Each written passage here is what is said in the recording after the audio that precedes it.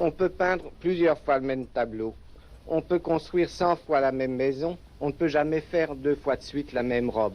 Il n'y a pas de métier, ou plutôt, on pourrait presque dire d'art, où l'effort de création soit aussi grand.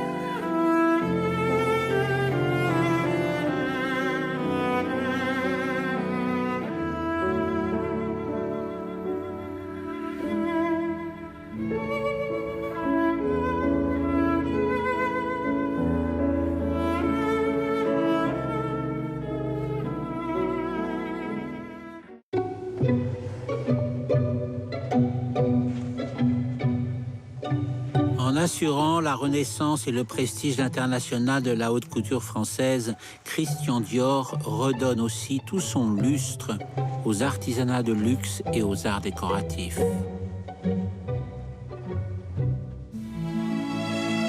Il porte aussi son attention à la boutique, dont les colifichets se porteront partout, et il la confie à sa chère Carmen Coll. Bébé assure la décoration. Toiles de jouy, cartons à chapeau, gentils désordres chaleureux, et même Jacinthe, provisoirement libérée du rôle ingrat de torchon à pinceau, semble approuver. Carmen campe d'abord sous l'escalier, on se débarrasse de l'ascenseur, la voilà dans ses meubles. Les petits cadeaux entretiennent l'amitié et c'est bien vrai. Pour ma part, je tiens beaucoup à faire un cadeau à tous ceux que j'aime, pour Noël plus que pour le 1er janvier. Je trouve que la fête de Noël compte beaucoup plus. La nuit de Noël, n'est-ce pas ce qu'il y a de plus beau au monde? J'offre beaucoup de foulards. Il faut vraiment, quand on fait un cadeau, se donner du mal pour le faire, ou il vaut mieux ne rien faire du tout. Et une bonne petite robe noire, c'est encore ce qu'il y a de mieux. Mettez une jolie écharpe d'une couleur gaie, qui aille bien avec la couleur de vos yeux, et une robe neuve.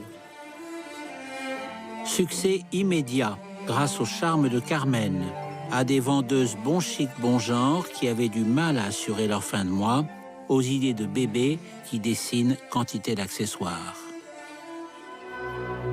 Rançon du triomphe de Christian Dior renouvelé par la 2e collection, une conjuration de l'amitié ourdie par Henri Sauguet, Roland Petit, Bébé et Boris Coquenot lui demande de créer les costumes du ballet 13 danses au Théâtre des Champs-Élysées.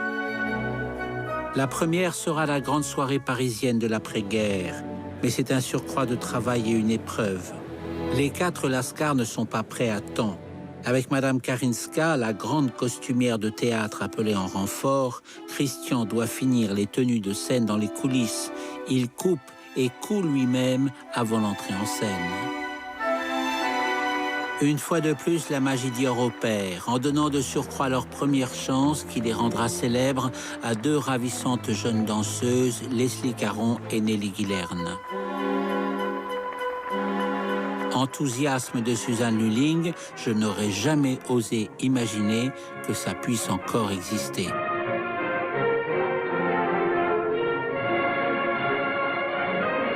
Oui, le cauchemar de la guerre s'éloigne à pas dansant.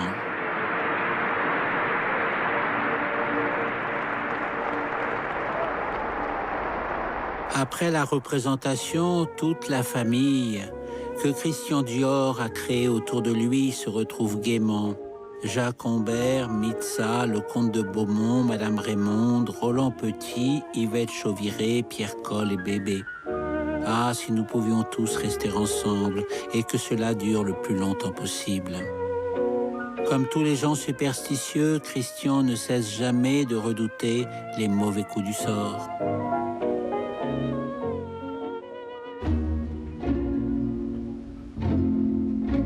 Il n'avait pas tort de s'inquiéter. Pierre Coll brûle décidément la vie par les deux bouts. En ce sens, l'opium en moins, il ressemble à Bébé. Tous deux sont devenus très proches de Louis Jouvet, et comme s'il avait lui-même l'intuition du peu de temps qui reste, il ne les ménage guère. Pierre Coll meurt brusquement, à moins de 40 ans, d'une crise cardiaque. Carmen reste seule avec les trois petites, Marie-Pierre, Béatrice et Sylvia. Thio Christian, ainsi qu'elle l'appelle, s'occupe d'elles, comme si elles étaient ses propres filles. Il loue une petite maison à Fleury avec Jacques Humbert pour être avec elle durant le week-end. Il y fait aussi d'interminables réussites sous le regard goguenard de Bébé, qui cependant ne lui propose plus de lui tirer les cartes depuis qu'il a eu la main malheureuse en faisant sortir la dame de pique. De toute façon, Bébé n'a pas de temps pour les mauvais pressentiments.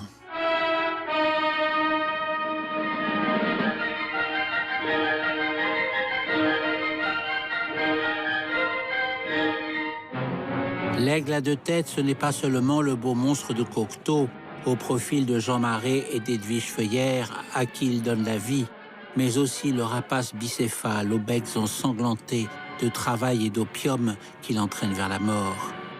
Louis Jouvet l'amuse, messager inconscient de la Camargue qu'ils prennent tous les deux pour la folle de Chaillot. Il s'agit du monde.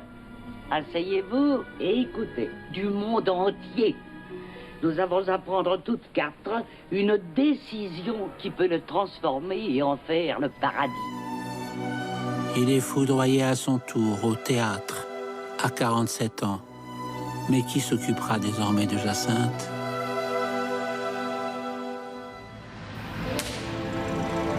Heureusement pour Christian que ces morts bouleversent, Henri Sauguet est toujours là, qui ne pratique pas la vie comme un suicide.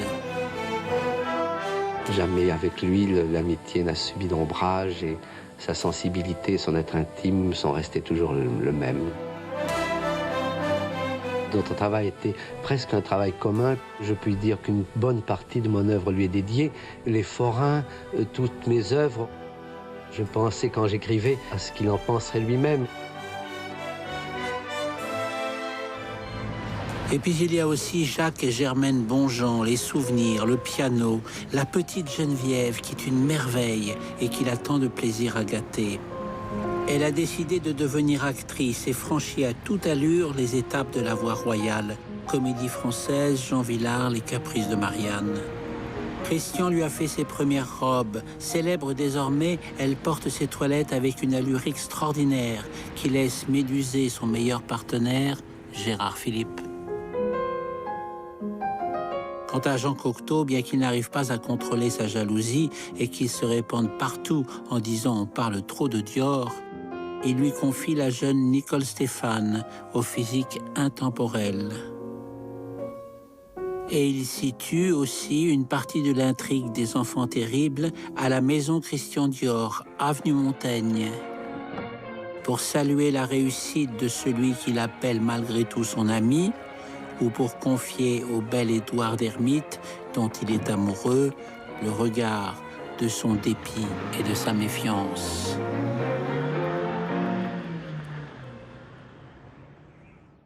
En 1947, l'Amérique, c'est encore très loin, et c'est un défi de vouloir la conquérir. Mais les grands magasins Neiman Marcus ont décidé de lui remettre un trophée, en même temps qu'à l'italien Ferragamo. Or, Christian Dior ne laisse jamais passer sa chance. L'accent, les bonnes manières, l'apparence de Christian Dior stupéfient le public américain. Personne ne s'attendait à ce que le révolutionnaire de la mode pût ressembler à un notaire de la France profonde. Ce contraste inattendu excite la curiosité et le rend populaire. Le fait est que Christian Dior aime déjà les Américains pour leur vertu et leur système. L'organisation de la couture passe à travers les grands magasins, exemplaires par leur rigueur et leur efficacité. Et Manhattan est aussi la capitale d'une mode à l'américaine, sophistiquée autant que nette et précise. Sur la suggestion de Bettina Ballard, il rend visite à Valentina, qui a inventé le look de Greta Garbo, période I Want to Be Alone, ce qui est une réussite mais pas un succès, puisque la divine lui a quand même piqué son mari. Magicien admiré qui calcule les modulations du corps féminin avec son compas, couturier de Millicent Rogers, type assez rare de la milliardaire cultivée, Charles James, quant à lui, redoute la rivalité avec Dior. Avec Hattie Carnegie, en revanche, c'est plutôt cash. Elle a sa ligne, fabrique et licencie pour d'autres, achète modèles et patrons. Négociations franches, mais contrats en béton. Car la grande question qui a également motivé le voyage de Christian Dior, c'est la copie. Une véritable industrie qui règne sur la 7e avenue et inonde l'immense marché américain. Certes, les acheteurs de la confection n'ont pas le chic des créateurs parisiens et se fichent comme d'une guigne des avocats de la vieille Europe. Mais ils sont habiles, rapides et retors.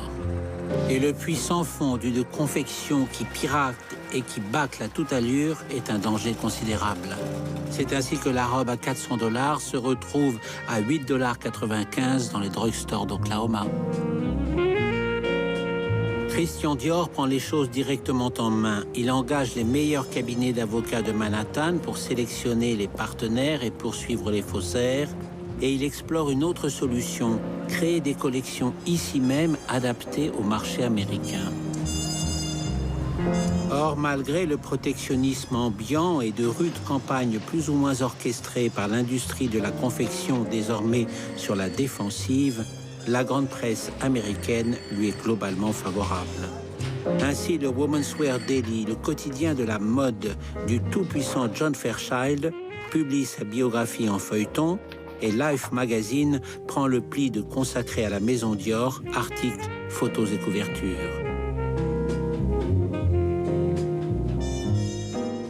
L'influence et la fidélité de Carmel Snow sont évidemment décisives. Christian lui manifeste sa gratitude en affectant de se placer sous sa protection. Pour cette femme de goût, intelligente et fière, promener Christian dans les écoles de mode est un atout appréciable. De toute façon, toute la rédaction de Harper's Bazaar, avec la brillantissime Diana Vreeland et l'omniscient directeur artistique Alexei Brodovitch, est derrière elle. On est Dior ou l'on travaille ailleurs. Même traitement aux éditions Condé Nast chez Vogue, où Bettina Ballard coiffe désormais toutes les rubriques mode d'un côté à l'autre de l'Atlantique. Avec Muriel Maxwell, modèle célèbre qui lui sert d'assistante, elle dirige dans une entente parfaite les séances de photos de Horst, où la magnifique Dorian Leigh subit stoïquement la recherche de la perfection. Elle est la sœur aînée de l'autre grand mannequin, Suzy Parker, toutes deux professionnelles hors pair, et elle s'apprête à signer le contrat du siècle avec une marque de cosmétiques internationale.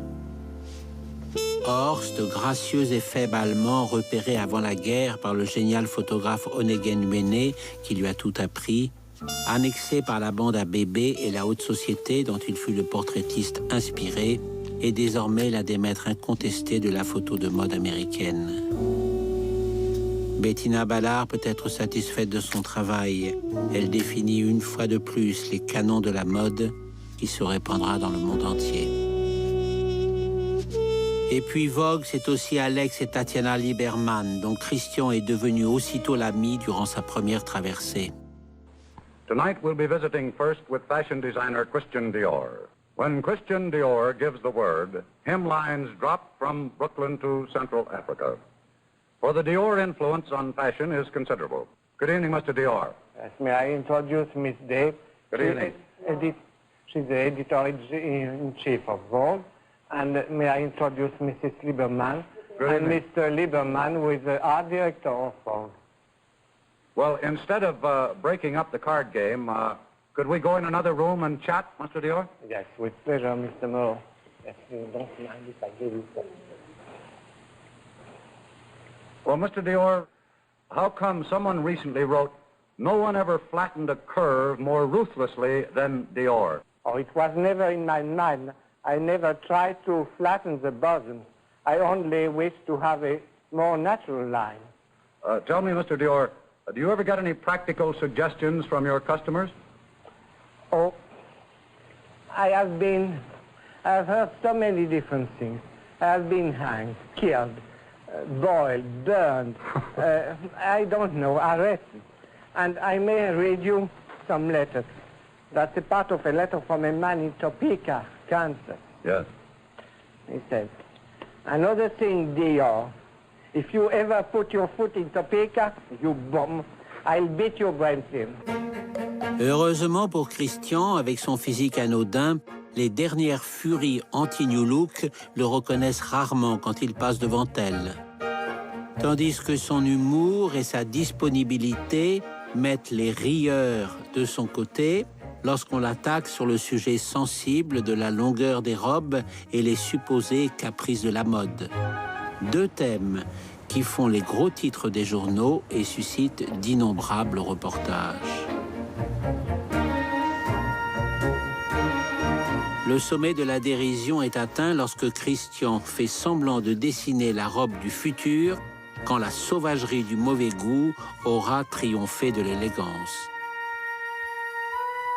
On lui présente une ravissante créature, attifée comme la fiancée de Tarzan. Là, s'il y a des situations auxquelles il ne peut remédier. Toi, Jane, moi, Christian, mais je préfère retourner dans la jungle. En effet, le monde sans pitié de la confection américaine est dompté, avec Jacques Rouette et Marcel Boussac qui n'en reviennent pas de la pugnacité de Christian. Les licences dûment validées permettent à la maison d'enregistrer en Amérique des progrès fulgurants et d'énormes bénéfices. Mais Christian tient toujours à son idée d'ouvrir une succursale sur la 5e avenue avec ses propres collections et qu'il pourrait contrôler complètement.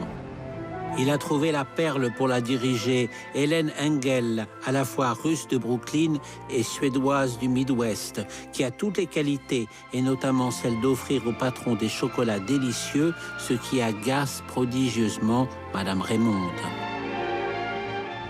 Enfin, les salons new-yorkais de Christian Dior parviennent à être miraculeusement Louis XVI, et Hélène Engel y reçoit exclusivement des acheteuses qui passent les commandes en série, des journalistes acquises aux nouveaux produits Christian Dior, la confection de luxe. Ce sont au moins 2 collections de plus par an, fabriquées sur la 7e avenue, mais dont les patrons sont coupés par les mains infatigables de Marguerite Carré depuis Paris. Chaque année, le bal April in Paris au Waldorf Astoria, le tout New York et Gary Cooper en prime, offre des indices révélateurs de la position dominante acquise par la maison. C'est ainsi que Grace Kelly choisit Dior pour faire sa première apparition de future princesse de Monaco. Le succès des campagnes américaines de Christian Dior tient aussi à son charme et à son affabilité qui lui ouvre les portes de la haute société et de la grosse galette. Ainsi, des petits dîners plus que sélects de Sophie Gimbel, impératrice des grands magasins Saks et créatrice de mode plutôt pour la milliardaire de plus de 50 ans. Elle est bien trop astucieuse pour avoir l'air de s'excuser d'avoir ferraillé contre le New Look, mais elle admet implicitement s'être trompée en conviant Christian à dîner avec Marlène Dietrich. D'ailleurs, Christian respecte soigneusement tous les codes des Beautiful People et la suite qu'il occupe au Plaza est décorée selon ses goûts. Mais New York, c'est aussi la chance des évasions intimes. Christian a rencontré un jeune modéliste plein de talent, Jacques Tifo, prêt à tout pour réussir, mais qui rame encore. Il ne ramera plus longtemps. Christian mobilise ses réseaux et ça marche. Jacques Tifo réussit une percée spectaculaire et habille des célébrités. Dommage qu'il ait tellement le diable au corps et tous ses rendez-vous avec des garçons pas nets, quand Christian aimerait tant l'avoir un peu plus pour lui. On ne va quand même pas lui offrir une Cadillac pour le retenir. A magnificent Eldorado town car by Cadillac. Ensemble by Christian Dior of Paris.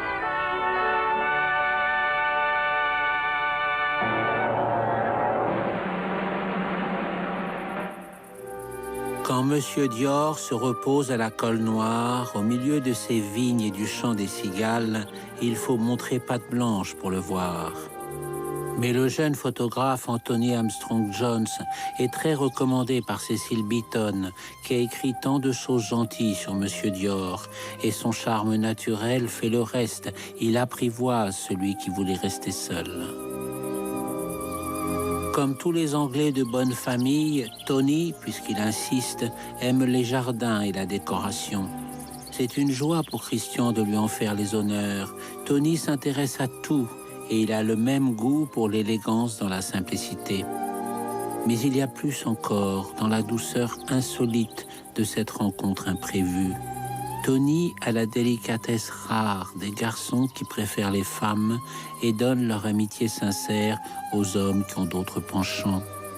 À la Colle Noire, en ce jour de soleil, ils sont deux qui ne se connaissaient pas, l'un jeune et plein d'allant et l'autre mûr et fatigué, qui se découvrent, partagent des sentiments délicats et fragiles, n'en disent mot pour éviter qu'ils ne s'évanouissent.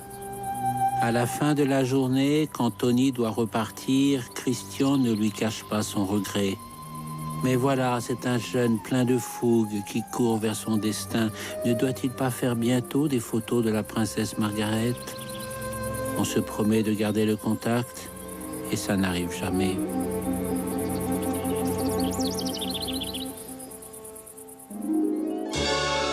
Désormais, la prééminence de la maison Christian Dior n'est contestée par personne. Les collections, qui comptent plus d'une centaine de modèles, défilent dans un silence ponctué par les noms des robes, annoncés par une vendeuse, devant Ingrid Bergman ou des clientes moins célèbres. Monsieur Dior aime ses robes plus que tout au monde et il chérit les mannequins qui les portent pour qu'elles soient heureuses. La vie des robes est d'ailleurs très disputée. Les mannequins ont des préférences qui se recoupent. Il arrive parfois que Monsieur Dior retire une robe à un mannequin pour la confier à un autre. C'est un drame, mais il faut ravaler ses larmes. N'est-ce pas, Tania, Angelina, Sylvie?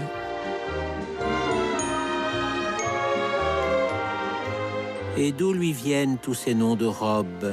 De ses souvenirs d'enfance, de ses lectures, de la musique, de ses rencontres, de l'air du temps qu'il respire comme si le souffle venait à lui manquer. Dès la naissance de la maison Christian Dior, Serge et Fleur Louis, l'ami d'enfance de Granville, développent l'activité des parfums malgré les pénuries de l'immédiate après-guerre. De toute façon, l'hôtel de l'avenue Matignon respire à longueur d'année le muguet, le jasmin, les bouquets de Madame de Deban, la fleuriste attitrée de Monsieur Dior. C'est Mitza Bricard qui trouve le nom du premier parfum en croisant Catherine, la sœur du patron. Et voilà Miss Dior. Les flacons sont de petits chefs-d'œuvre réalisés par Guéry Colas en baccarat à partir des dessins de Monsieur Dior.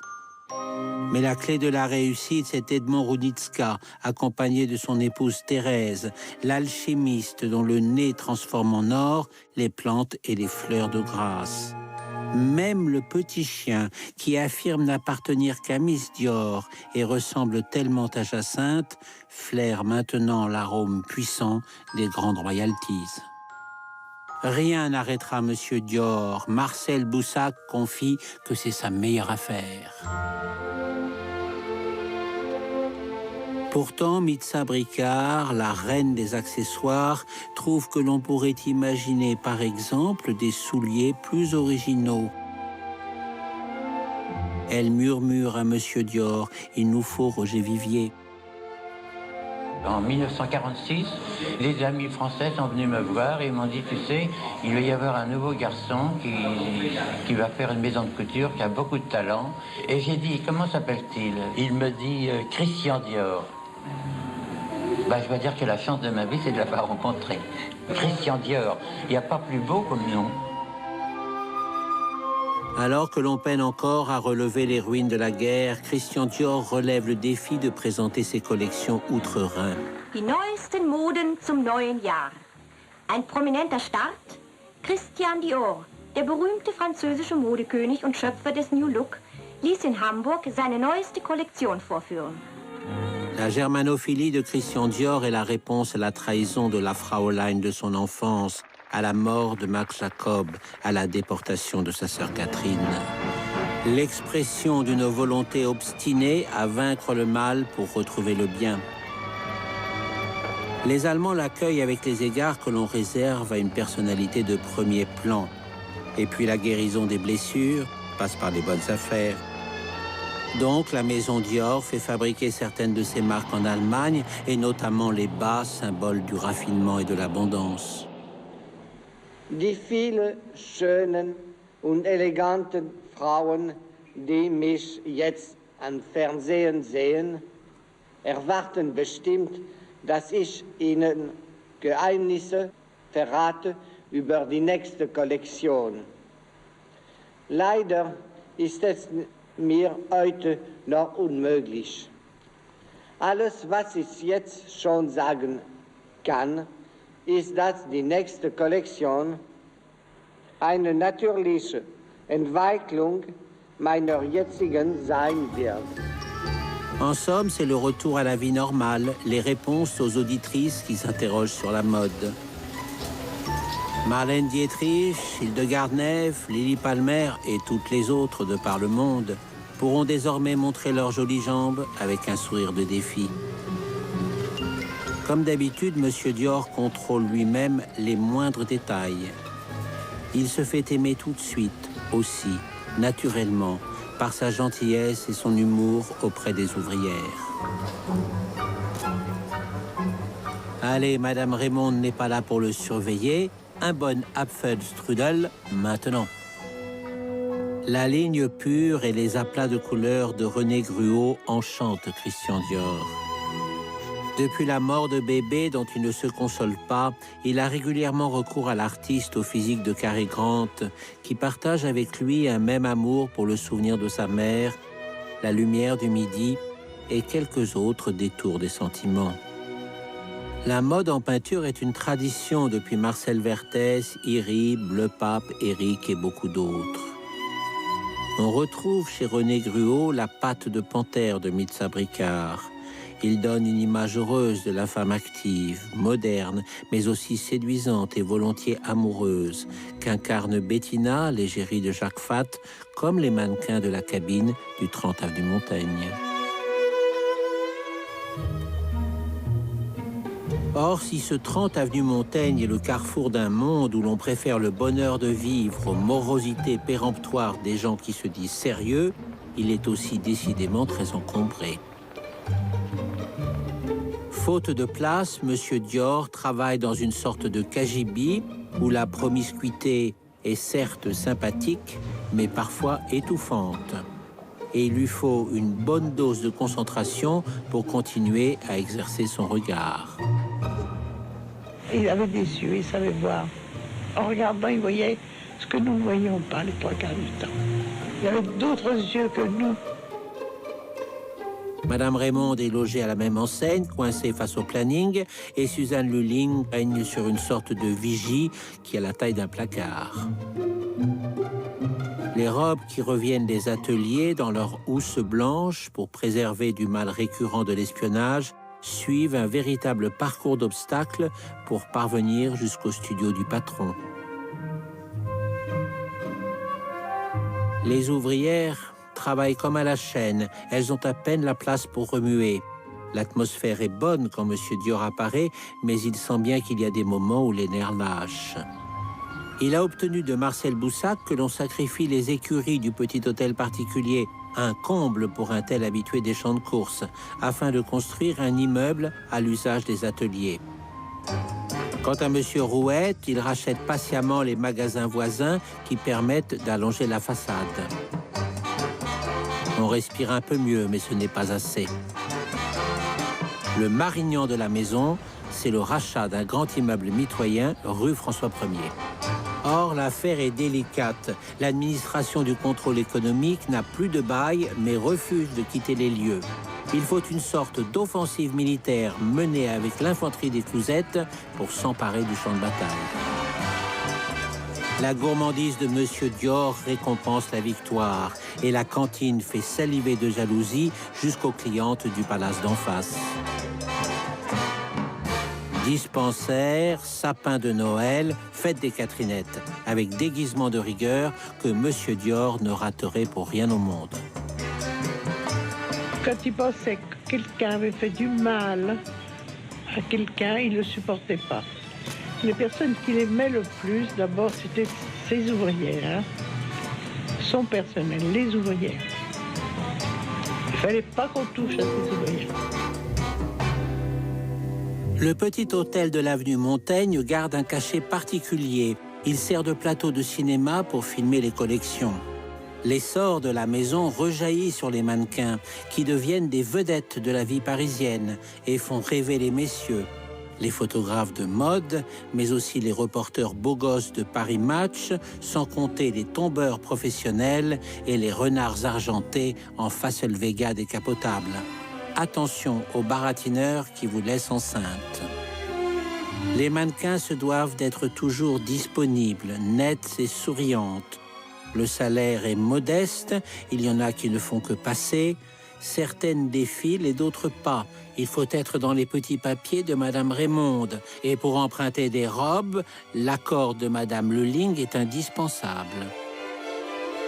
Ambassadrices de la maison, somptueusement apprêtées, ce sont surtout des filles gentilles qui rêvent de réussir leur sortie. Mais le chic type avec une belle situation est rare. Il vient le plus souvent avec sa femme ou sa maîtresse et la fin survient toujours plus vite qu'on ne l'avait imaginé.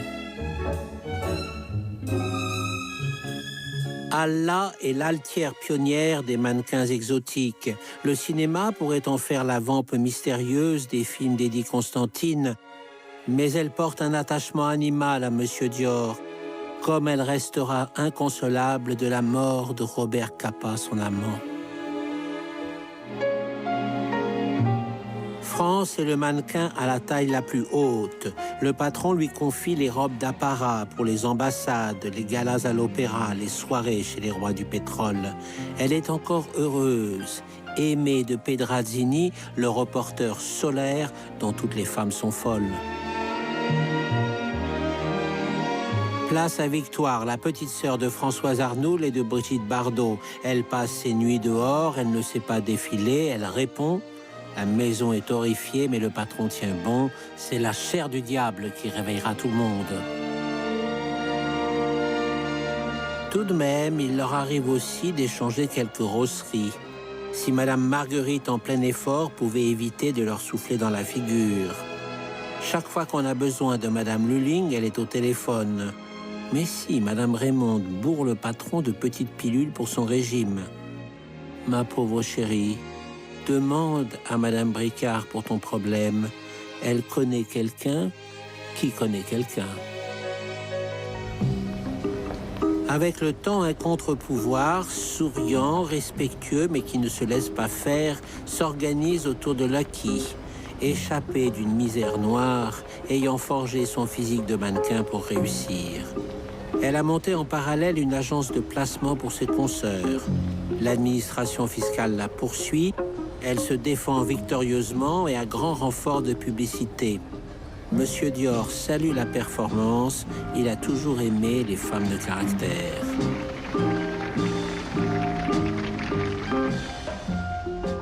Avec la direction d'un empire qu'il fait grandir avec acharnement, Monsieur Dior s'épuise à tout mener de front. Il engage des modélistes pour l'assister, Jean-Claude Pascal, pas encore au cinéma, Frédéric Castet, déjà dans la fourrure, Gaston Berthelot avec les bagatelles de la boutique. Il y a aussi un Wonder Boy, André Levasseur, le disciple idéal. Les accès de fatigue de Christian Dior s'apaisent au moulin du Coudray, la maison de campagne qu'il a achetée à Milly-la-Forêt, près de chez Jean Cocteau, enfin, pas trop près quand même. Au début, Jacques Humbert a trouvé l'endroit épouvantable. C'est un trou au fond d'un marécage. Il est vrai que l'environnement est plutôt spongieux, mais cela ne fait pas peur à Christian, l'architecte rentré qui aime presque autant aménager les jardins et les maisons que concevoir des robes. Toute la famille y prend bientôt ses habitudes, avec Perrotino en short, Suzanne seule et Mitza aux surprises avec un mari. Les travaux ne traînent pas. On draine, on plante, on redessine. Christian a engagé Yvan, un jardinier polonais qui ne picole pas, et le moulin devient ce havre dont le patron avait tant besoin. C'est au moulin qu'il dessine le plus, des centaines d'esquisses qui lui viennent soudain. Après quelques jours, il ne fait apparemment rien d'autre que de se promener dans la propriété avec son boxeur et Bobby, le petit fox, dont il donne toujours le nom à l'une de ses robes à chaque collection. Des centaines d'esquisses qui jonchent bientôt le sol de sa chambre et qu'il rapportera à Madame Marguerite, avenue Montaigne. Même les gens qui vous aiment le plus ne comprennent pas que l'on ait besoin de calme pour travailler. Christian est obligé d'exiler les joueurs de croquet à l'autre bout du jardin. Bizarre quand même ce goût du croquet chez Suzanne quand on sait qu'elle joue si bien au golf. Enfin, Nicole Riotto, qui est première vendeuse avenue Montaigne, toujours Granville, et Jacques ont l'air de bien s'amuser avec leurs autres amis. Christian les entend de loin, c'est alors une pensée douce que de savoir qu'on a créé une maison heureuse. Jacques Humbert, de nature réservée et pudique, n'aime pas exposer sa relation avec Christian.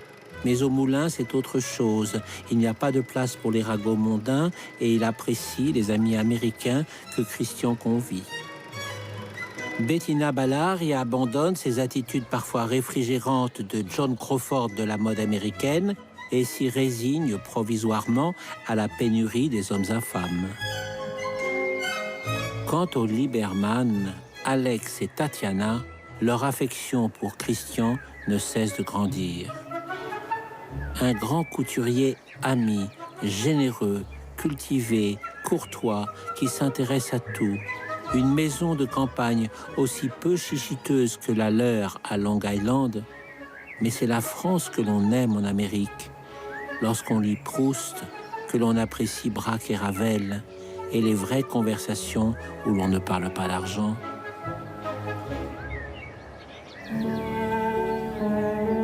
Parfois, pourtant, quand tout le monde est reparti, que les chiens dorment en ronflant près du feu dans la cheminée, Christian Dior se sent seul, comme autrefois au Reims, quand sa mère sortait le soir en ville, et qu'il ne lui restait que la douceur du soir pour ne pas être trop triste.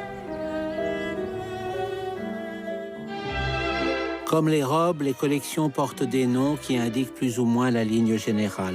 Zigzag, oblique, sinueuse, tulipe. Mais M. Dior évolue constamment. Et chaque collection, c'est un tiers de classique, un tiers d'invention et un tiers de jardin secret. De toute façon, une robe n'est jamais tout à fait prête, tant que Madame Bricard n'y a apporté ce je ne sais quoi bien dans le style d'une dame qui regarde les mannequins, les bouquets et les fleurs en précisant « N'oubliez pas, ma petite chérie, que mon fleuriste à moi, c'est Cartier, place Vendôme. » Leçon bien reçue par Tania, qui la colportera avec ravissement à toute la cabine où l'on adore Madame Bricard.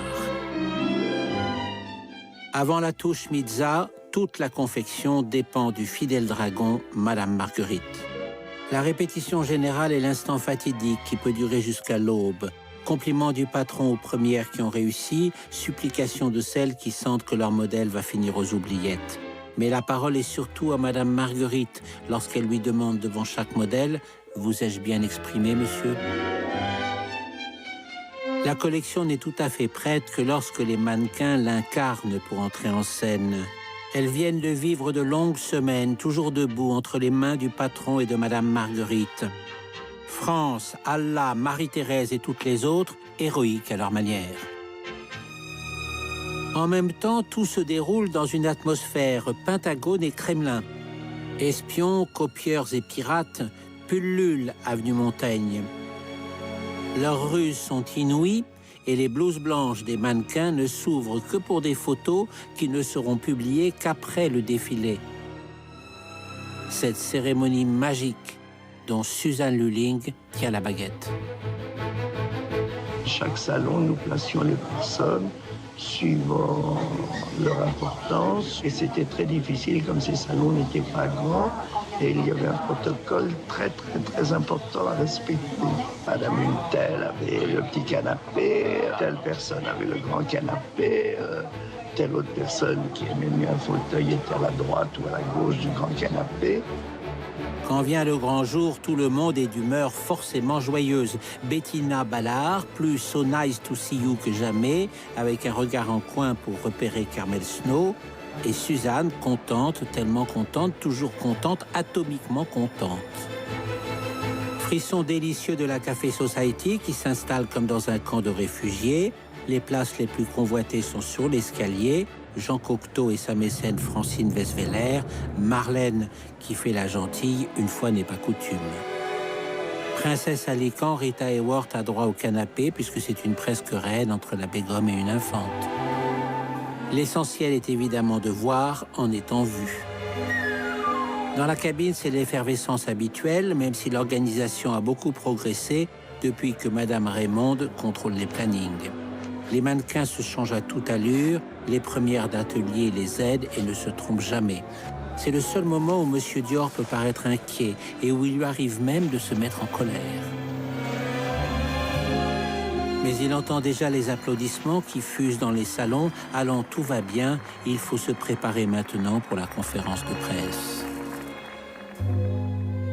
Les caractéristiques de la mode actuelle, c'est une silhouette d'abord très épurée. On a parlé beaucoup de poitrine plate.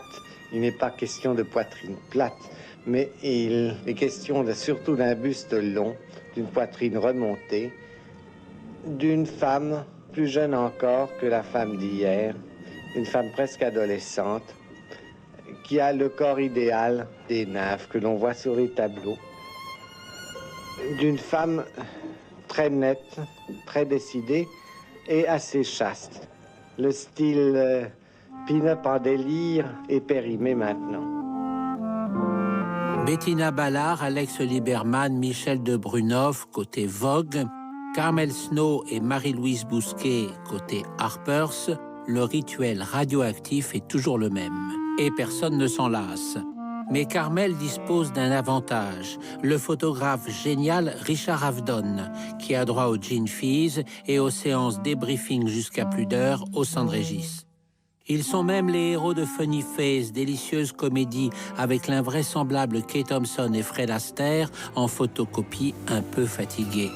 Tandis que la petite Héloïse, inventée par Kay Thompson, tente vainement de faire la belle devant Monsieur Dior.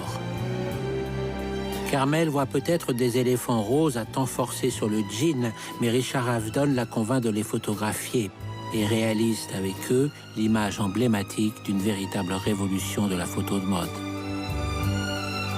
Bettina Ballard a toujours été d'un enthousiasme un peu plus mesuré. Elle idolâtre Cristobal Balenciaga. Elle est copine avec cette vipère de Chanel qui vient de rouvrir sa maison et déclare « Christian Dior, il n'habille pas les femmes, il les tapisse ». Mais elle est aussi totalement impartiale et ses articles superbement écrits où elle rend hommage à Monsieur Dior n'en ont que plus d'impact. En ces temps de télévision balbutiante, le pouvoir des magazines est considérable.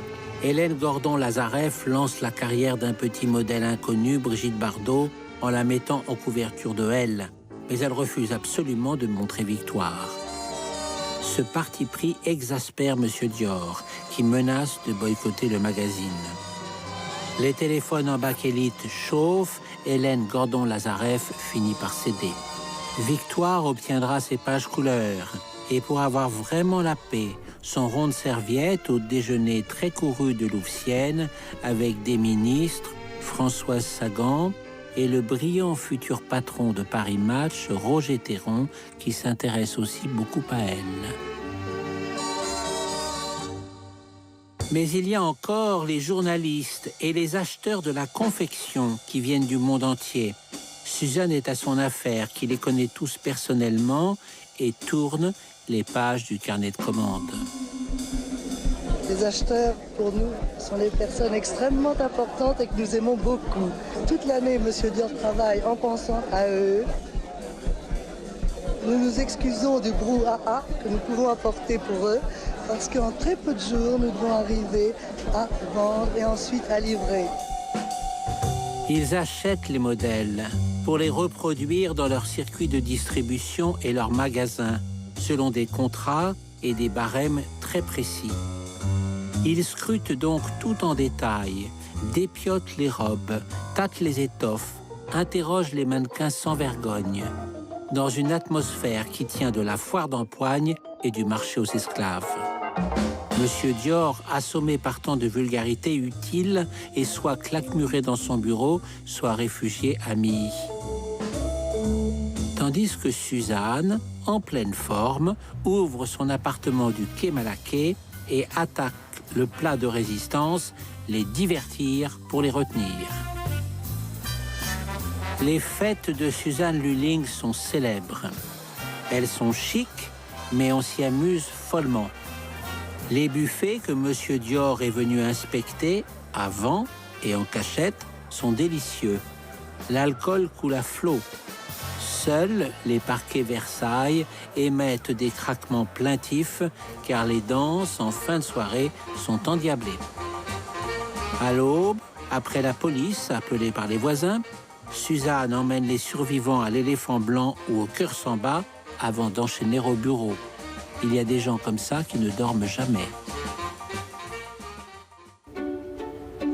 La renommée de Monsieur Dior dépasse toutes les frontières, et notamment celle qui sépare la frivole couture de la docte université. Enfin, c'est ainsi qu'on les imagine encore. Je voulais être architecte. Étant couturier, je suis obligé de suivre des lois, des principes d'architecture. Une robe se construit, et elle se construit selon le sens des tissus. Le sens des tissus, c'est le secret de la couture.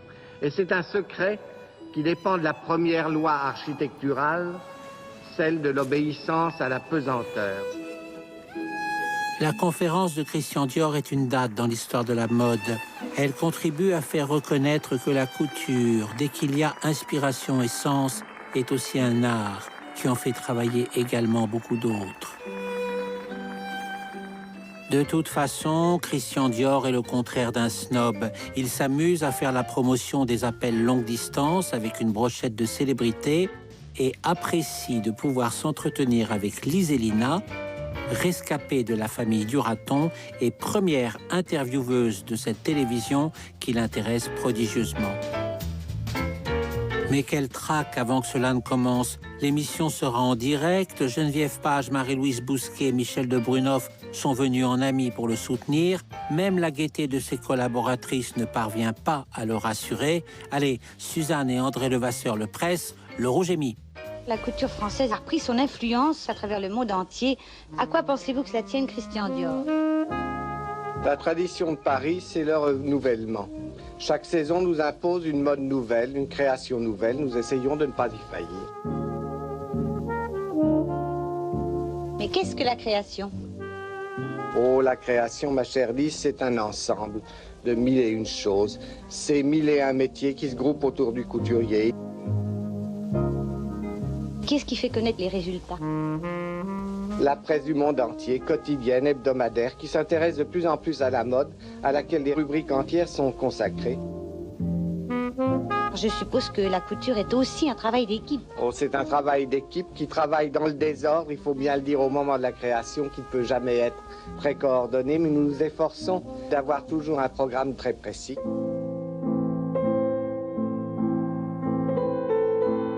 Mais l'autre Christian Dior, celui qui le pousse à écrire et dont il parle si peu, que sait-on de lui?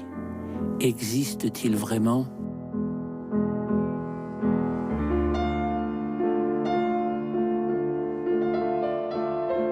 Traditionnelle visite chez Christian Dior. Bon, alors je voudrais demander à Christian Dior Ce que signifie ce titre, Christian Dior et moi par Christian Dior? Eh bien, ce titre veut dire, ma petite Lise, que la vie d'un homme connu ou pas connu est à peu près la même, qu'il est toujours une vie aussi simple et qu'elle est faite surtout de travail. En somme, c'est le Christian Dior qui réfléchit et qui se penche sur le Christian Dior qui travaille. Eh bien, j'ai surtout parlé de mon métier. Je parle ensuite de mes amis et de ma vie passée. J'ai eu beaucoup de mal à m'en sortir et à me débrouiller. Et ça peut peut-être aider d'autres jeunes gens qui voudraient faire mon métier. L'Empire Dior est bien le premier dans la couture où le soleil ne se couche jamais. Mais il faut courir à sa poursuite pour éviter que d'autres ne s'en emparent. Les jeunes filles, dûment chaperonnées par Suzanne Lulling, s'envolent donc aux quatre coins du monde avec les collections.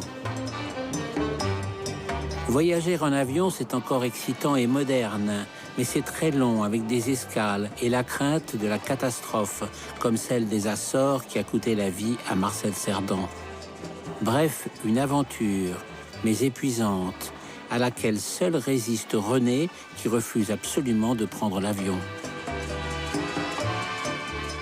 Le voyage au Japon est un triomphe. Les kimonos se sont inclinés devant la confection américaine de série. Il y a une place à prendre pour la haute couture.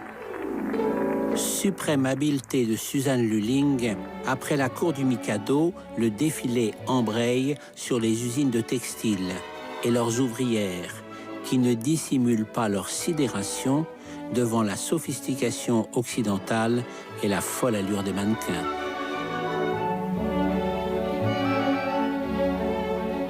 Gros succès pour Victoire, encore, ici comme ailleurs.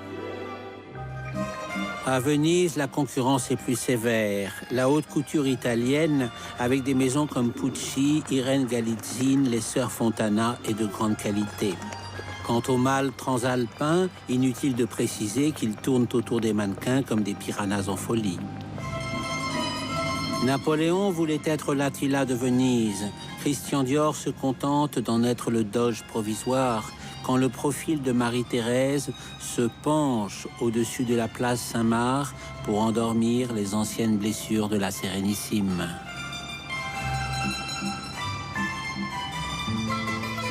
Le voyage d'Athènes se déroule au rythme des battements de cœur de France et de Pedrazzini.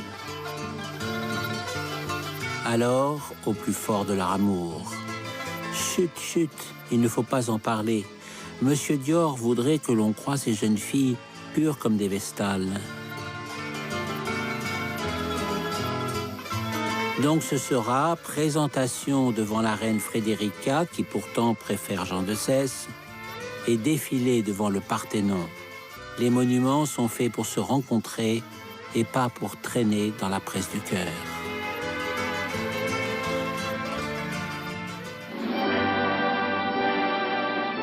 L'Angleterre est déjà à demi conquise.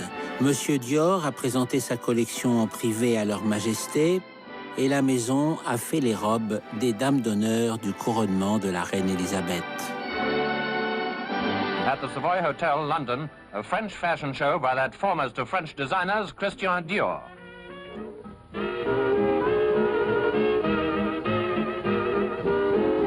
Watching the show with all an artist's anxiety is Christian Dior himself. Le défilé au Savoy est most successful indeed, mais avec la perfide Albion, rien n'est jamais sûr. La reine-mère a beau adorer le New Look, elle campe toujours fièrement sur le front de la dentelle rose, intraitable comme Wellington à Waterloo. The Friends of France were responsible for this flight of feminine fancy. Christian Dior mannequins who came straight from Paris to make fashion history in Glasgow. The Lord Provost and his wife are among a distinguished audience watching the show. The collection is valued at £51,000, and this is the first time it's been shown outside Paris. A real honor for Scotland. Oui, l'Écosse est finalement plus encourageante. Monsieur Dior y est traité royalement, et vieille tradition francophile ou appréciation sincère, les commentaires y sont lyriquement élogieux. Materials were as mouth-watering as the designs. And what names? Alouette, Fête d'Amour, Avril. There was even one called Glasgow, a scintillating selection of fashion perfection from the world's most celebrated couturiers. Christian Dior sillonne aussi en tous sens l'Amérique latine, qui dépêche un contingent considérable de clientes fortunées. C'est aussi un monde de caudillos, plus ou moins gangsters, qui déploient toute la panoplie pour recevoir celui que leur presse désigne, par sympathie sans doute, comme l'un des leurs, le dictateur de la mode. Serge Efter-Louis, Jacques Rouette et Madame Raymonde l'accompagnent. Ils redoutent les voyages éreintants, les climats tropicaux, les obligations mondaines pour un homme surmené et constamment sollicité. À Caracas, la maison Dior est encore modeste, mais elle attire la crème des dames élégantes qui se changent 3 fois par jour et n'ont pas peur de paraître intantinées, surhabillées dès le matin. Christian Dior lance donc des collections à usage local avec des cousettes qui ont été formées à Paris et qu'il complimente en espagnol, vieux souvenir de son amer séjour à Ibiza. À propos, le Mexique, c'est avant ou après l'Argentine? À Cuba, les grands magasins se sont battus pour obtenir des licences et font d'intenses campagnes de publicité. La Havane de Batista est l'annexe crapuleuse des circuits touristiques américains. L'argent sale y coule à flot. Christian Dior est conscient du dilemme moral de promouvoir le luxe dans un pays pauvre et humilié. Mais le ressentiment contre les États-Unis est tel qu'on l'y accueille avec la chaleur que l'on réserve aux promesses de l'amitié. Au fond, ce monsieur Dior, qui a l'air si content de nous rencontrer, n'est certainement pas un de ces types qui prennent la Havane pour un bordel et les Cubains juste bons à vider les cendriers à cigares de Lucky Luciano.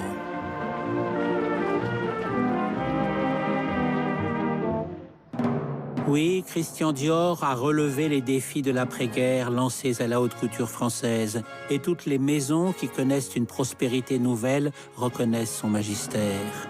Ainsi, Carven apparaît, Chanel rouvre, Cardin prend son envol, Givenchy habille Audrey Hepburn et tant d'autres encore qui assurent la suprématie incontestée de Paris. Cependant, de grandes maisons disparaissent. Lucien Lelon, le gentleman, se retire au Pays Basque et Christian Dior l'assiste dans la décoration de sa villa.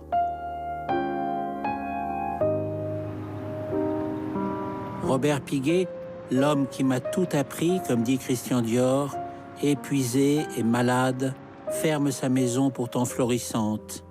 Il partage la vente de ses marques avec ses employés et meurt peu après. D'autres, comme l'aristocratique et secret Balenciaga, que Christian Dior considère comme son maître, poursuivent leur démarche altière dans le refus de toutes les vulgarités commerciales. Quant à Pierre Balmain, il apparaît comme le brillant second de Dior pour l'élégance et la grâce de ses modèles. Mais il n'a pas tout à fait les mêmes ambitions ou les mêmes soutiens financiers, et il consacre beaucoup de son art au théâtre et au cinéma, domaine auquel Christian Dior sacrifie avec réticence. Plus Martine Carole que Gloria Guinness, il maintient son prestige, surtout sur scène et sur le grand écran. En fait, le seul rival de Christian Dior, c'est alors Jacques Fath, dont le goût, le savoir-faire et la joie de vivre ont convaincu Rita Hayworth pour sa robe de mariée avec le prince Alicant. Jacques Fath le reconnaît lui-même. À chaque progrès commercial de la maison Dior, il s'engouffre sur ses basques et signe à son tour des contrats magnifiques. Sa personnalité pleine de gaieté, la beauté solaire de sa femme Geneviève, sa muse, le mannequin Bettina, qui égale en notoriété les grandes américaines, lui valent l'admiration électrique de la presse.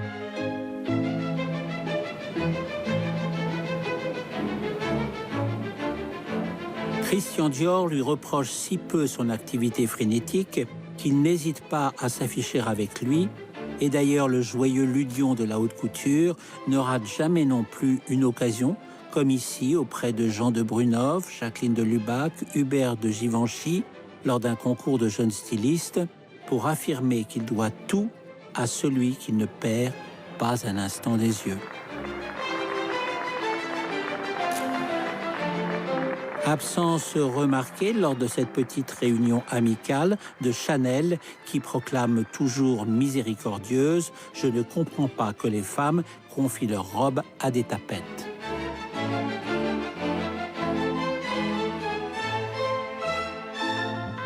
Jacques Fath est d'ailleurs incorrigible. Il donne fêtes et bals costumés endiablés dans son château près de Paris où se presse toute la Café Society. À la même heure, Christian Dior est couché depuis longtemps.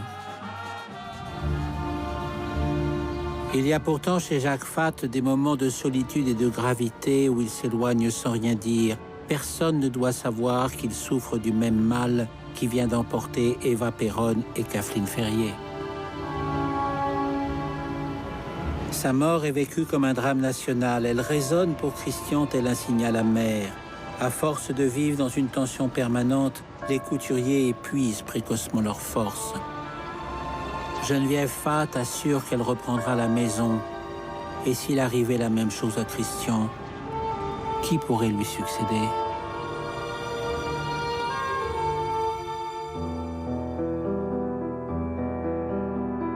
La réussite de Christian Dior impose toutes sortes d'obligations sociales contraignantes auxquelles il se soumet et qui pèsent à Jacques Humbert. Ils décident de ne plus habiter ensemble dans l'appartement de la rue Royale pour mieux se retrouver autrement. Jacques Humbert emménage dans une jolie maison avenue Henri Martin qui appartenait à une star du muet, Pearl White, spécialiste des feuilletons où de fringants jeunes premiers l'a sauvé des pires dangers. Oui, la séparation n'en est pas une. Les feux du passé ont laissé place à l'une de ces amitiés amoureuses qui résistent aux aventures comme à la lassitude. Christian s'installe d'ailleurs tout près de chez Jacques, où de sa mère, Madeleine Dior, un quart de siècle après sa mort. Il jette en effet son dévolu sur un hôtel particulier boulevard Jules Sandeau, devant lequel il passait chaque jour en allant au collège. Il lui inspire un lyrisme décoratif particulièrement raffiné. Mais sa nouvelle demeure est aussi à 2 pas de la chapelle espagnole, où il se rend à pied pour la messe du dimanche lorsqu'il est à Paris. Et c'est aussi un endroit idéal pour recevoir en fin gourmet ses proches qu'il régale de repas exquis. La tristesse de la voie ferrée entre des immeubles sombres lui convient très bien. Et quand Perotino vient le chercher, il ne trouve pas que la Vendôme-Place a l'air d'un corbillard. Après chaque collection, Christian Dior soulève un peu son fardeau pour de brèves vacances. Comme d'habitude, Madame Raymonde organise tout. L'incontournable Svetchine a restauré pour elle une fermette à Mougins avec une vue splendide et une piscine en surplomb. On s'y baigne avec Jacques Humbert à l'abri des regards et sans pudeur excessive. La Côte d'Azur, c'est le paradis secret de Christian et de Jacques.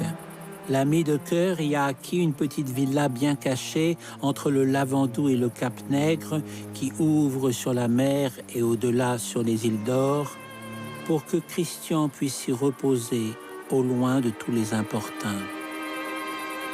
Un lieu enchanteur, des horizons que rien ne trouble, des couleurs qui changent avec les heures, les cigales, la rumeur du vent et de la mer, le calme, enfin le calme. Christian y dessine des meubles en corde tressée, idéalement adaptés au genre de la maison. Madame Raymonde adore évidemment le Lavandou, surtout parce qu'elle y a Monsieur Dior pour elle toute seule, bien que ce ne soit pas chez elle.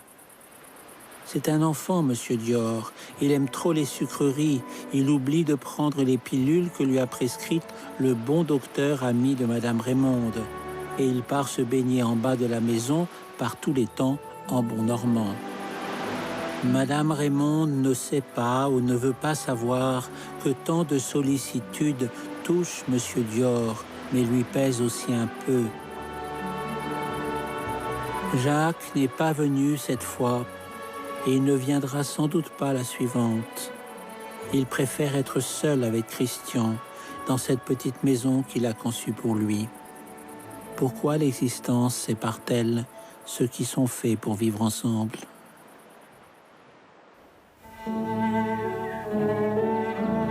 Reste le moulin du Coudray à Milly. Puisque c'est si près de Paris et que les travaux à la Colle Noire n'en finissent pas. L'univers réduit que Christian Dior peut embrasser ne recèle que des choses simples et naturelles. Il y fait de la liqueur de framboise, il s'y remet à la tapisserie, comme autrefois à Ibiza. C'est à Milly que James de Coquet lui remet la Légion d'honneur, entouré de ses 4 chéris, de Marthe et de Madame Denise, sa cuisinière antillaise. On aurait pu imaginer une cérémonie bien parisienne, avenue Montaigne, avec des célébrités. Pour Christian Dior, les honneurs ne sont que de l'eau vive qui coule entre les doigts. En revanche, le bassin, qui n'est pas supposé être une piscine, n'est pas aussi revêche qu'il en a l'air. Christian y batifole avec ardeur. Il faut éviter seulement, avec Yvon le jardinier, que les petites sœurs Coll veuillent l'imiter. Car Milly, c'est aussi la maison des filles de Pierre Coll et de Carmen qui vient de se remarier. Elles sont à l'âge des goûters d'enfants et Christian retrouve grâce à elles la joie des bals costumés de Granville. Il leur confectionne des déguisements somptueux. Pour elles, sa patience et son attention sont sans limite. Il les aime. Et moi, dit Jean-Marie, le petit frère que Carmen leur a donné avec son nouveau mari. Et toi aussi, bien sûr, répond Carmen. Quand Christian aime, c'est pour la vie. À Milly vient aussi de plus en plus souvent Tony Sandro, un jeune artiste de music hall que l'on peut applaudir au cabaret de Suzy Solidor. Ils se sont rencontrés par des amis. Tony était intimidé, Christian bienveillant et amical. Christian a toujours eu un faible pour les garçons qui viennent d'ailleurs, qui ne maîtrisent pas encore tous les codes et qui ont besoin d'être guidés et protégés. Tony est aussi un être pur qui ne demande rien d'autre à Monsieur Dior que de lui retourner l'attachement qu'il lui porte. Il veut seulement être avec lui, partager ses instants de liberté, ses loisirs. Pour Christian, la présence de Tony est une chance, mais il n'ose pas l'imposer clairement dans son entourage. Par pudeur personnelle et pour ne pas gêner le jeune homme qui l'entraîne avec lui.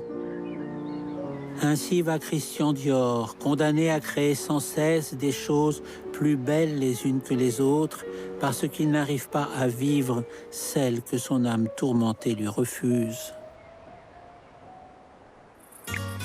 Le Sud. Il faut aller vers le Sud, quand chaque jour est un brouillard de questions et de problèmes à résoudre, dans un Paris où il pleut décidément trop souvent. Chaque voyage est aussi l'occasion de trouver des idées nouvelles. En Grèce, torsades et brocards. Christian retrouve la Trébizonde du voyage d'autrefois. Perotino photographie les chapiteaux pour le patron quand il ne roule pas trop vite sur les routes étroites de l'Attique. À Capri, Christian Dior retrouve Greta Garbo et son compagnon Georges Schley. La divine, fidèle à un style sportswear sophistiqué, n'est pas une cliente habituelle de la maison, mais elle a repéré depuis longtemps un homme qui lui plaît, avec quelque chose d'irréductible, comme elle. Quant à Mona Bismarck, elle lui avoue « Je viendrai tout de suite chez vous si Balenciaga n'était plus là ». Alors ils parlent tous les deux du jardin merveilleux qu'elle a réussi à faire pousser sur son rocher. L'histoire ancienne, le regard de Madeleine. La petite île est un paradis peuplé par les derniers soyeux fantômes d'un monde qui s'éteint. Mais Christian a envie de rentrer, il se sent toujours coupable de ses plaisirs. Sur la Costa Brava, en revanche, ni regret ni remords. Madame Raymonde, en présence du patron et devant Frédéric Castet, est toute gentille avec Tony qui chante de tout son cœur. Le bonheur. Au dîner avec Dali, Avida Dollar laisse traîner l'addition et c'est Christian qui paye. Mais il y a toujours cette inquiétude. Qui peut vouloir d'un homme trop gros et qui fait plus que son âge? Direction Montreux et la clinique du fameux médecin aux injections de cellules fraîches. Inutile charlatanerie.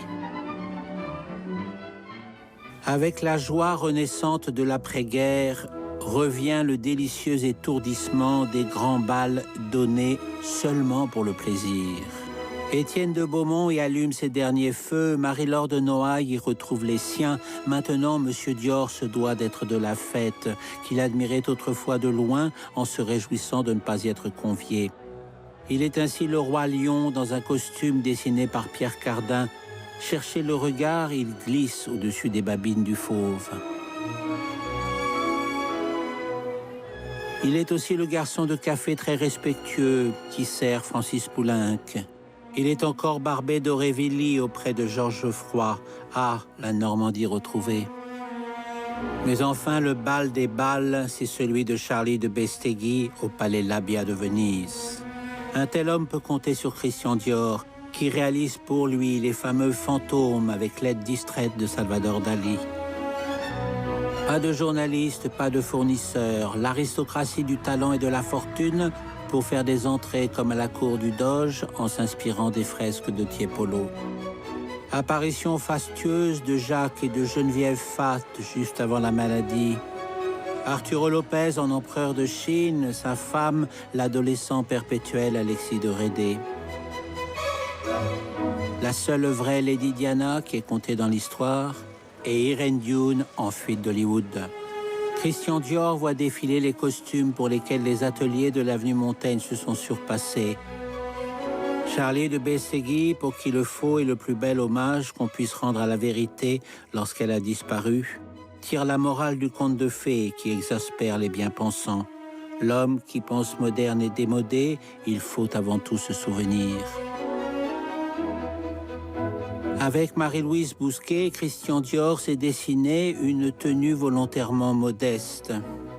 Puisque sa principale récompense, ce sont les costumes des autres et l'apparition fantastique de Daisy Fellows, vision d'agonie, immortalisée à l'instant même où l'aube voit s'évanouir les derniers sortilèges de Venise. Les grandes clientes incarnent la gloire de la maison Dior. Carmen Saint, Barbara Hutton. Jacqueline de Ribes, Eva Perron. Denise Duval, Margot Fontaine. Pas de Dior, pas de Dietrich, a dit Marlène à Hitchcock. Le patron demande à Suzanne de ne pas insister pour les petites factures que l'ange bleu a tendance à oublier. Ava Gardner renonce aux sœurs Fontana de Rome pour la petite hutte de André Roussin. Coup de foudre réciproque avec Monsieur Dior. Douceur de Rita Hayworth, sympathie de Jane Russell, gentillesse au parfum de muguet de Monsieur Dior. Même au temps des caves, du Tabou et de Saint-Germain-des-Prés, Christian Dior aimait déjà Juliette Gréco. Elle ne l'a jamais oubliée. Quant à Zizi Jeanmaire, il avouera que ce serait la femme qu'il aurait épousée s'il avait eu l'intention de se marier. Avec Zaza Gabor, entre les maris et les amants, Suzanne ne sait plus à qui envoyer les factures, malgré tout son entraînement avec d'autres clientes. Olivia de Havilland apprend à marcher avec Lucky, un simple tailleur de la maison, ce sera très bien pour son mariage.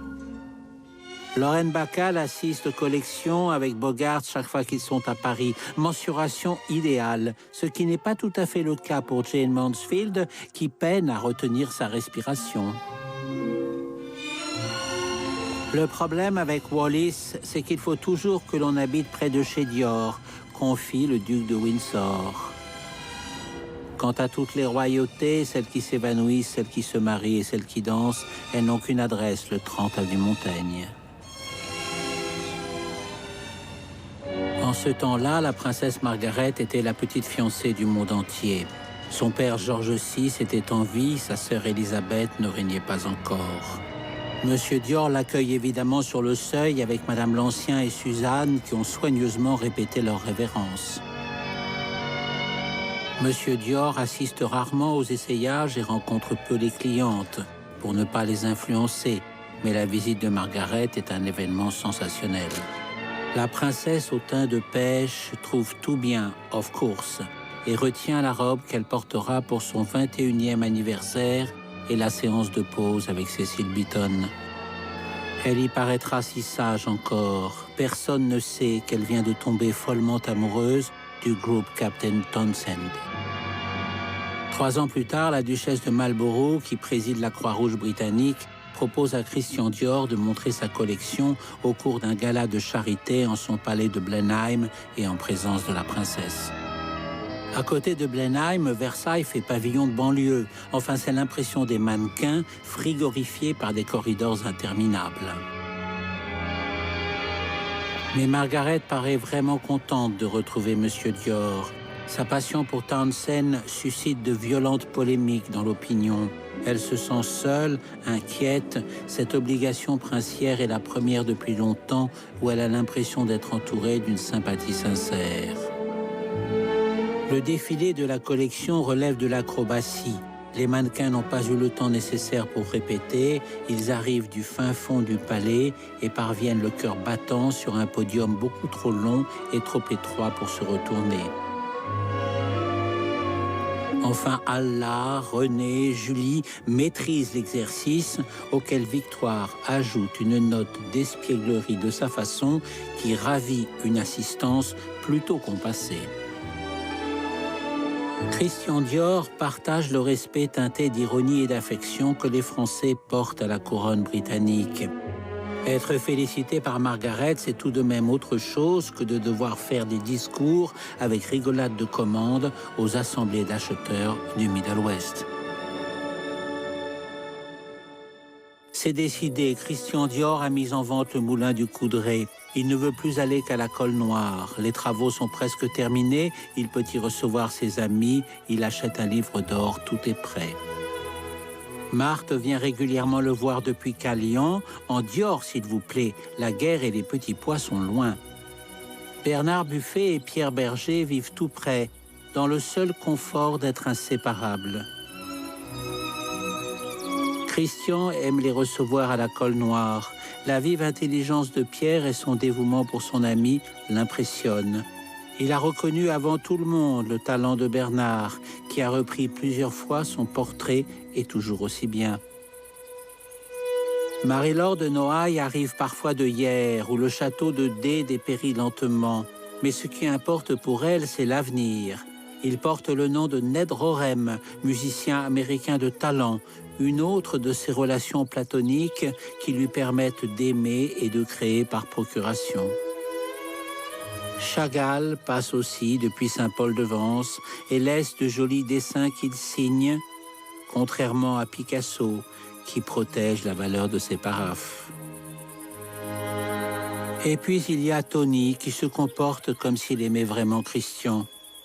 Mais comment est-ce possible, avec un corps pareil, soufflé par trop de bons repas, de chocolat, de sucreries?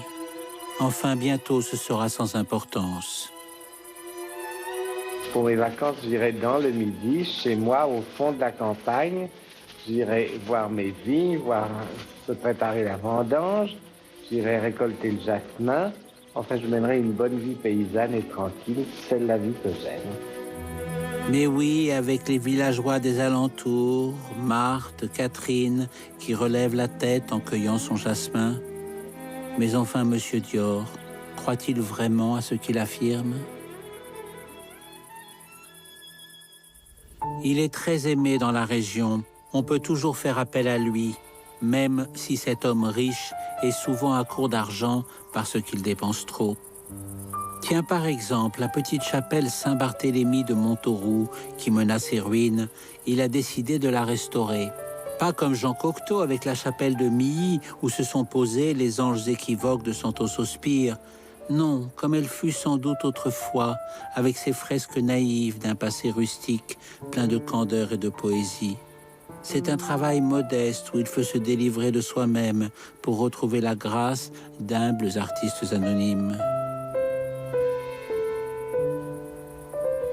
Christian revient régulièrement à la petite chapelle dont la tranquillité l'apaise. Mais il y a eu ce jour, en sortant, sur la place où jouaient des gamins, ce jour d'une vision fulgurante qu'il n'arrive pas à oublier. Un cortège funèbre dans la campagne provençale qui s'avance vers la chapelle. Toutes les femmes de sa vie, avec Marthe et Catherine, en grand deuil, qui se tiennent les unes contre les autres, serrées par le chagrin, et qui marchent comme des somnambules au milieu de tant et de tant de gens dans la lumière grise de l'automne. Le cimetière recouvert de fleurs, du jasmin, du muguet en octobre, comment est-ce possible? Henri Sauguet, gestes mécaniques et visage marqué par la peine. Balmain, qui console Madame Raymonde. Et Suzanne Lulling. Enfin, pourquoi? Pour qui? Mais que vient faire ce mauvais rêve dans le décor si lumineux de la Colle Noire et durant le bel été de Monsieur Dior? Il ne faut pas penser à des choses aussi tristes et qui n'ont pas de raison de survenir. Monsieur Dior est jeune encore. Il n'a que 52 ans. Et s'il porte parfois les signes de la fatigue due à son travail harassant, il peut bien aussi s'amuser un peu maintenant. Allez, passez votre chemin, sinistre présage. Ces jeux sont de son âge et pas encore du vôtre.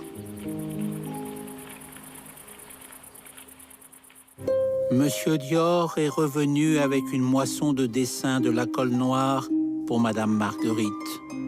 Il a retrouvé sa baguette, celle qui lui permet de pointer exactement ce qui ne va pas. Madame Bricard, à peu près nue sous sa blouse comme d'habitude, cherche à définir les futurs chapeaux et Allah, calme et silencieuse, offre son corps si bien dessiné au regard du patron. Le lunch de Monsieur Dior a été commandé par Madame Raymonde. Pas de friandises. C'est une bataille toujours perdue. Monsieur Dior ne contrôle pas sa gourmandise. Boutonnette, tout le monde l'appelle comme ça, peut puiser maintenant dans ses réserves inépuisables de fermeture. Souvent, Monsieur Rouette passe pour dire un mot au patron, un acheteur qui fait des siennes, le projet du voyage en Russie. Personne ne part avant Monsieur Dior, mais avec Suzanne Lulling, c'est différent. C'est comme si elle accompagnait ses sentiments et ses pensées, depuis Granville jusqu'au boulevard Jules Sandeau. Monsieur Dior songe-t-il à sa succession, le jeune Allemand Jorn Michaelsen, le créateur expérimenté Marc Bohan ou l'adolescent Yves-Mathieu Saint-Laurent? Il a gagné à 18 ans 3 prix dans la catégorie manteau, Karl Lagerfeld. Balmain l'a pris aussitôt sous son aile. Dior engage donc Yves-Mathieu Saint-Laurent. Le jeune garçon s'installe à une petite table dans un coin du studio. On se demande quelle est cette nouvelle lubie du patron. Le prodige silencieux ne restera pas longtemps derrière sa petite table. Regard aux aguets, derrière ses lunettes d'élève sage et secret, tout ce qu'il propose enchante Monsieur Dior, qui le traite pourtant sans indulgence particulière. Et il glisse constamment près de lui comme absent, mais l'exauce à la moindre inflexion. Confusion des sentiments qui n'échappent pas aux dames de l'entourage. La haute couture change à la cadence du bateau ivre qui enlève les grandes clientes et répand la mode à travers une société prospère. Monsieur Dior confie désormais près d'un tiers de ses modèles au garçon qui sort de l'ombre. Il voudrait qu'on le dise, mais le garçon n'est pas du genre à tuer son père. Il préfère que les robes continuent à unir leur destinée.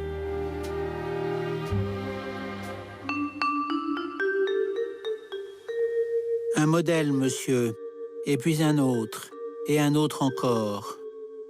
Monsieur Dior n'a pas le temps de se demander combien de robes sont nées sous son regard fertile depuis 10 ans. On est en retard pour la collection comme à chaque fois.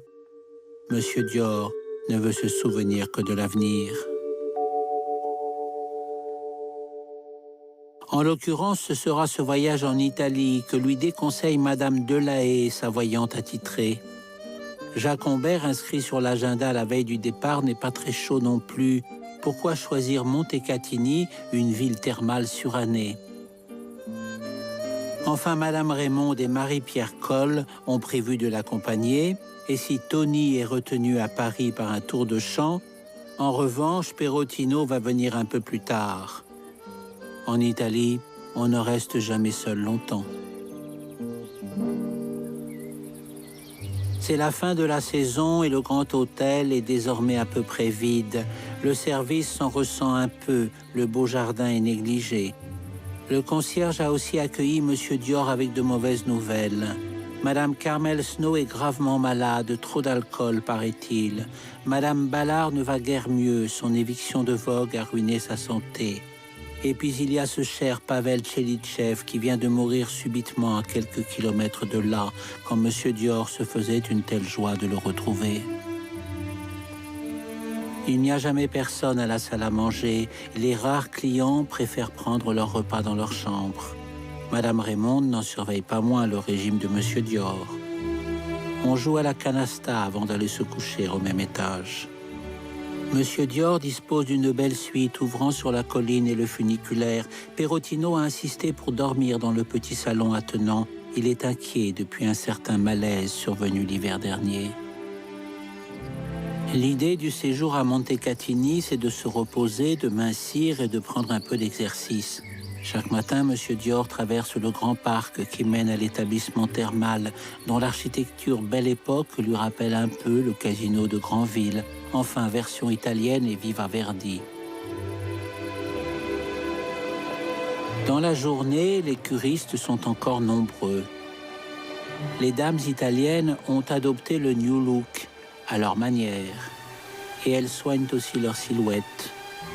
Les eaux de Montecatini sont réputées depuis l'Antiquité, bienfaisantes pour la santé et pour la ligne. À la fin de la journée, tout le monde disparaît comme une volée de moineaux et M. Dior aime s'attarder seul dans l'établissement soudain désert. C'est curieux, on pourrait y voir des ombres du passé. Pas trop longtemps quand même, Perotino va venir le chercher, Madame Raymond et Marie-Pierre l'attendent pour le dîner et pour la canasta. On oublie aussi parfois les cartes pour faire des promenades. Les Italiens veillent sur leurs oliviers bien mieux que les Français et M. Dior dessine dans son esprit des plantations régulières pour la colle noire. On y produit déjà un gentil vin de pays, pourquoi pas de l'huile d'olive. La maison natale de Léonard de Vinci a traversé les siècles à peu près intacte. Marie-Pierre a pris des photographies, Madame Raymond a dit qu'elle ressemblait à la chapelle de Montauroux, Perotino a eu l'air de s'assombrir à cette remarque.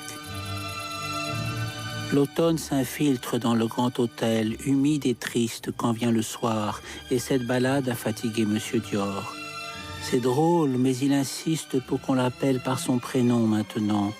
Et cela fait d'ailleurs un certain temps déjà qu'il reparle beaucoup de sa jeunesse, quand il était seulement Christian et non le maître de la couture et le Français le plus célèbre au monde.